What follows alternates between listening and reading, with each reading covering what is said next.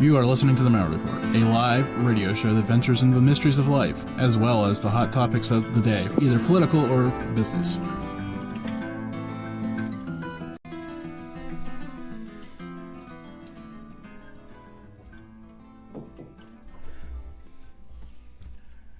I want to welcome everybody, and hey, first and foremost, before we start, I want to thank everybody for their well wishes, because last week I went to urgent, apparently pulled the muscle from your neck to your shoulder, and it decided to get really, really tight, to the point where I couldn't turn my head to the side, which made my life rather uncomfortable, because when I finally came to this conclusion, I was an hour away from home, and I had to drive home. Now, I don't advise not looking both directions when you're driving, but well, anyways, we made it back. So, anyways, not the safest idea I've ever had. Don't attempt that at home. But anyways, my guest tonight, returning guest, is Karen Gedney. Karen, how are you doing tonight? I'm doing fine, and I'm glad you can still rotate your neck, Jim. Some good medicine later, and a heating pad, and 24 hours off, where I just kind of laid there on the heating pad and was a good boy for a change. It actually worked. Because, you know, the joke is that I never listen to anybody. For once I did, because I didn't really have much choice. Well, yes, when pain is a good motivator for listening. That it is. So, how are you doing tonight, Karen? We've kind of hashed around how I'm doing. I'm hoping you're doing better than I was doing. Well, yeah, I can turn my neck, and I don't have too many aches and pains. But where I live, I'm sure people have heard about all those horrible fires, the Caldor fire, the Dixie fire. And the one thing is I'm embroiled in a lot of smoke the last month, and that is something that I do not like. And recently, you know, South Lake Tahoe had to really evacuate, and now they're letting them back in. But everything is still a little bit dicey in this neck of the woods. I haven't looked in the last few days because, well, I'll blame Labor Day for that because I haven't been up on things. Are they getting any closer to having those fires out? Well, not progressing as fast as they have, so that is what they consider success. Well, that's like baseball and the fail 70% of the time and you're a baseball star. I don't quite understand that either, but so I guess I should do this before we jump into where I want to jump into. Karen is the author of 30 Years Behind Bars. We talked what was that, 2 months ago or so? Yeah, in July we talked. Okay, so for those people who are new or missed that one, you need to go back and listen to the first one. I normally don't like to tell people that. I kind of like to just venture into the conversation, but that first conversation is a great standalone conversation, and you'll understand on that conversation. Tonight we're kind of going down a different rabbit hole, so just bear with us. But I think you need to catch the first one. Well, you can understand this one where we're going tonight, but the first one adds much deeper context and value. Because we ended that show kind of talking about holistic prison reform, and I felt we didn't nearly give it the breadth and the opportunity we should. So let's start there. So kind of lay out what we were talking about in the last few minutes of that show. Well, in the first show, I basically was talking about how I ended up as a prison doctor, what I survived, why I stayed 30 years, and why, when I left, I made the decision to actually write my book, which starts the day I enter the prison and then the day I leave the prison. And it was very much to get the outside world to see the prison system and the criminal justice system through the eyes of someone oriented to understand and heal versus judge and shame and punish. And that's why I wrote it. Plus, I had to get it off my chest before I forgot all these different things that had happened to me. Yeah, I was going to say, I mean, that's a lot to remember. I don't remember what I had for lunch today, so I'm not sure I could ever pull that off. But this holistic prison reform kind of makes sense to me, but it doesn't on this. I mean, because I think about like the people in the armed forces too. We kind of go through this where they have this routine and have this daily life, and then they're out.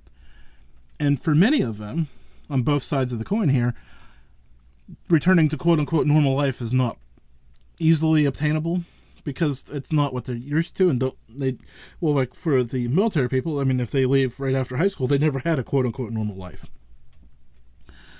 Correct. And if you're coming out of prison, I think you were in a bad place to start with, so you don't want to go back there. So I think you're right. We do a great disservice to especially prisoners to not help them understand how to get out of those situations. Yeah, and it's a little bit complicated when I use the word holistic, because it's not only helping them re-enter society. I look at the whole problem, and the whole problem to me is preventing individuals from ending up in the criminal justice system to begin with. And then when they are inside that system, and especially inside a prison, that experience, you want it structured so they leave the prison less of a risk to society than when they enter, not more of a risk and more angry and more PTSD and more damage. You don't want that, but unfortunately that's what prisons really were designed for. They were designed to shame and punish, and that does not affect and promote a good behavior change. And then when they leave, the other part of the whole picture is, as a society, if we want them to succeed and also be less of a risk to everyone, we have to, one, take the obstacles down in front of them, and two, we have to actually help support them reintegrate.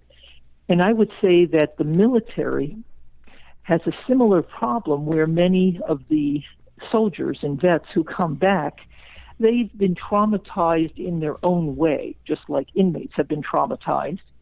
And then the system has always been, well, okay, now it's over, get on with your life.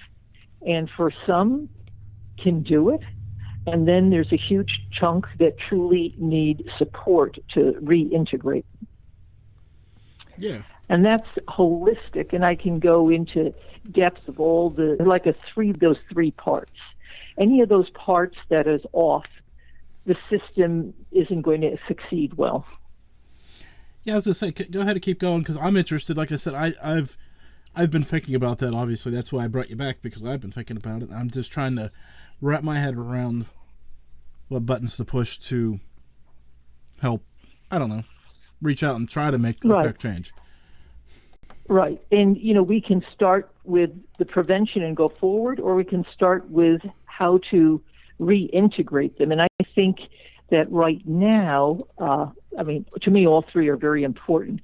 But I think the reintegration piece is very important. Let's say it is broad spectrum for both the vets and the inmate population.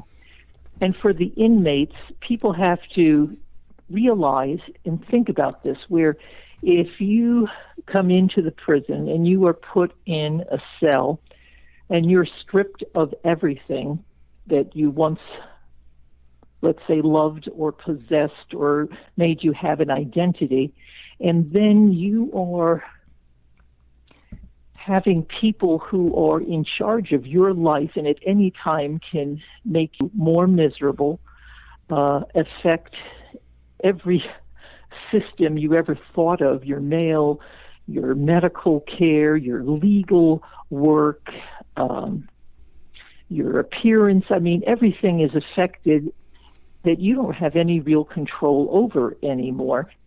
And you are in a population many times that is heavily overcrowded, because prisons tend to be very overcrowded. And you cannot sleep well because you're always worried about whoever's next to you. You learn to really not trust people because everyone is just trying to be surviving. And you lose contact with family members, or you have the guilt over what your family is suffering, because it's not only the person inside the prison. Family members suffer, children suffer, their spouses suffer, their parents suffer, their siblings suffer. And it's a burden for families to actually keep in contact with someone. Visiting alone in a prison is problematic because you have to jump through a lot of hoops to even get in to visit. And then you're, depending on security levels, not allowed to touch them, not allowed to really give them anything. You can travel for hours to get there, and then the prison at the last minute can say, we have a situation, so you're not coming in today. You could be wearing the wrong clothes because you don't know you're not supposed to wear blue, and they say, no, you're not coming in today, or we don't like the fact that your pants are too tight or your top is a little bit too revealing or whatever it may be. And I don't think people understand how all these small things make tremendous impacts on the population on the inside. And imagine you live like that for years, decades, and many times you're really cut off from the outside world. It's not like you don't have a computer. You don't have easy access to the outside world. Yes, some guys buy a little TV and watch a TV, but prisons can also control what you watch. And the food you eat affects your health. And eventually they say, oh, your time is up, you're going. And at least in my prison system, which I think occurs in most prison systems, that whole business about what day you leave is a movement. And that also puts people on edge.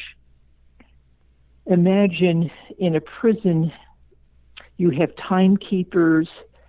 There's different things you can do that can maybe get you a little time off your sentence, or if you do something bad, adds things to your sentence. We know when you're going to leave. And then every time you go to the parole board, now not every state has a parole board, but Nevada does. You go to the parole board, and let's say you have a 10 to life in prison.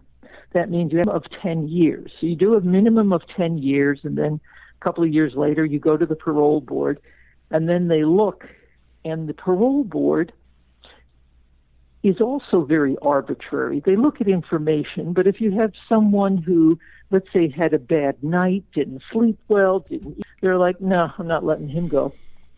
Do a 2-year dump, which means, nope, you got to do 2 more years before you even come back, and we reassess you.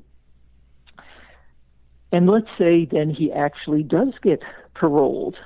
Then you have the dilemma of, all right, now you know you're